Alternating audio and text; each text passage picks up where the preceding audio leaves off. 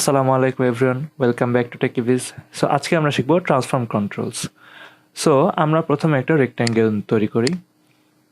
আমি রেক্ট্যাঙ্গেলগুলো আগেও তৈরি করে আপনাদেরকে শিখিয়েছি আমাদের আগের ভিডিওতে। তো আমরা আজকে রেক্ট্যাঙ্গেলটা নিয়েই ঘাটবো। তো রেক্ট্যাঙ্গেলটার আশেপাশে দেখতে পাচ্ছেন এই যে চার কোণায় চারটা বিভিন্ন বক্স দেখতে পাচ্ছেন, তাই না? তো এগুলো কি? এগুলো আমাদের বাউন্ডিং বক্স। ঠিক আছে, তো এই বক্সগুলো কি করে, এই বক্সগুলো ধরে আপনি এইটাকে ছোট বড় করতে পারেন, উপর নিচ করতে পারেন।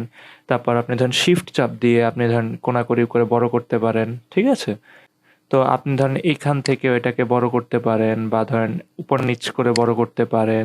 এভাবে এটার কাজ করা যায়। তো আমাদের যে এখানে বাউন্ডিং বক্সগুলো আছে, তো আপনারা যদি এটা না দেখতে পারেন তাহলে আমাদের এখান থেকে ভিউয়ে এসে এই যে হাইড বাউন্ডিং বক্স এটা দিলে আমাদের বাউন্ডিং বক্সটা হাইড হয়ে যাবে। আবার আমি যদি ভিউয়ে গিয়ে শো বাউন্ডিং বক্স দিই, এইভাবে আমার শো হবে। তো আপনি চাইলে আপনার বাউন্ডিং বক্সগুলো হাইড করে রাখতে পারেন বা শো করে রাখতে পারেন। এবং এরপরে আসুন এখানে দেখেন যে কর্নার উইজেট আছে। ঠিক আছে, কর্নার উইজেটগুলো কি এই যে ছোট ছোট গোল গোল দেখতে পাচ্ছেন, এটা হলো আমাদের কর্নার উইজেট।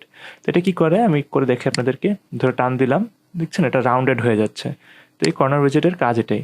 তো আমি যদি একটা কোণা ধরে রাউন্ডেড করতে চাই তাহলে আমি এটার উপরে ডাবল ক্লিক করব। তো ডাবল ক্লিক করলে হবে কি, দেখেন এই যে একটা কোণা সিলেক্ট হয়ে গিয়েছে। তো এখন আমি আবার এই কোণাটা ধরে এই যে দেখতে পাচ্ছেন, তো আমি আমার দুইটা কর্নার উইজেট ধরে আমার বক্সটাকে আমি এভাবে কর্নার করে ফেললাম। তো আপনারা চাইলে কন্ট্রোল জেড দিয়ে আন্ডু করে ফেলতে পারেন। তো আমি চাইলে এখান থেকে আবার এই কর্নারটা ধরে এভাবে করতে পারি এবং এই কর্নারটা ধরেও এভাবে করতে পারি।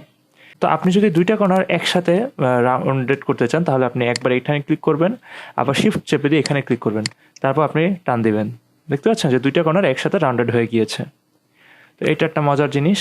তো আপনি আপনার কর্নার এই যে কর্নার উইজেটগুলো আপনি হাইড করতে পারবেন চাইলে, আবার শো করতে পারবেন। তো এখানে দেখেন এই যে হাইড কর্নার উইজেট। ঠিক আছে, তো আপনার কর্নার উইজেটগুলো হাইড হয়ে গিয়েছে।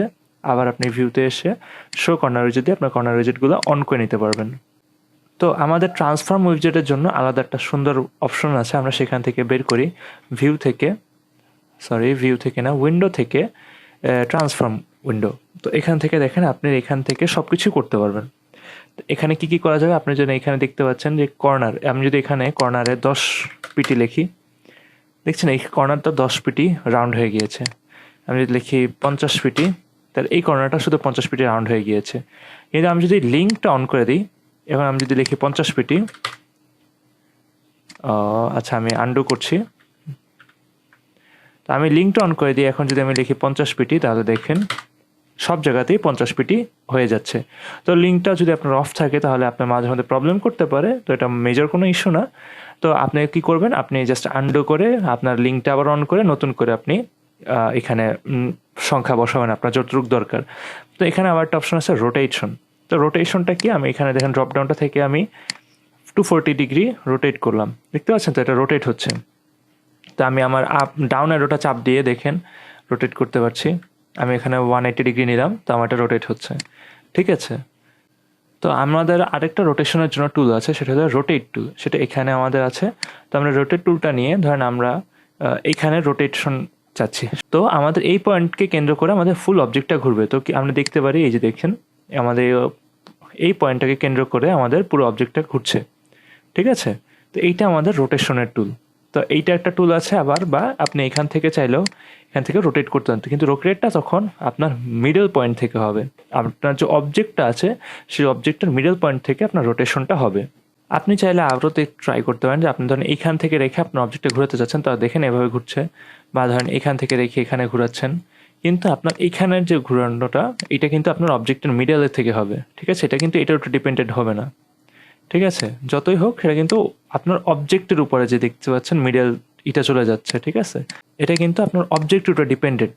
তো আপনি যদি স্পেসিফিক করে দেন তখন কিন্তু এইটা কাজ করবে না, তখন আপনার আলাদাভাবে জিনিসটা ঘুরবে। তো এইটাই ছিল আমার রোটেশন নিয়ে। তো আমার লাস্ট যে পার্টটা হবে সেটা হলো আমার স্কেল কর্নার্স এবং স্কেল স্ট্রোকস নিয়ে। ঠিক আছে, তো আমি এই অপশনটা অফ রেখে আমি ভি চাপ দিলাম, আমাদের ভি টুলটা। আচ্ছা আমি এখানে ভি চাপ দিলাম, ভি নিয়ে আমাদের এটাকে আমি সিলেক্ট করে এটাকে 0 ডিগ্রিতে নিয়ে গেলাম। Okay fine. তো এখন দেখেন আমি কি করলাম, এটাকে বড় ছোট করছি। ঠিক আছে, দেখতে পাচ্ছেন আপনি এটা কিন্তু একটা সার্কেল হয়ে গেল।